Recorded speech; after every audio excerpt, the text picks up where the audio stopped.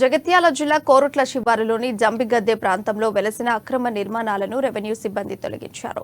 ప్రభుత్వ భూమి survey number 920లో కొందరు వ్యక్తులు నిబంధనలకు విరుద్ధంగా అక్రమ నిర్మాణాలను చేపట్టడంతో తొలగించినట్లు అధికారులు తెలిపారు. ప్రభుత్వ భూమిలో అక్రమ నిర్మాణాలు చేపట్టడం చట్టరీత్యా నేరమని, ఎవరైనా ప్రభుత్వ భూమిని ఆక్రమించాలని చూస్తే చర్యలు తప్పవని కోరుట్ల తహసీల్దార్ కిషన్ హెచ్చరించారు.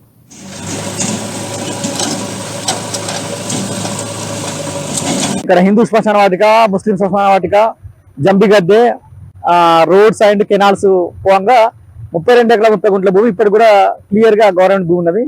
అయితే ఈ గవర్నమెంట్ భూమి అంటే ప్రభుత్వం వివిధ పథకాల కోసం కానీ వివిధ ప్రాజెక్టుల కోసం కానీ ఎప్పుడైతే వాళ్ళు రిక్వైర్మెంట్ అడుగుతారో దానిలో భాగంగా మేము అది ఐడెంటిఫై చేసి పంపాల్సి ఉంటుంది.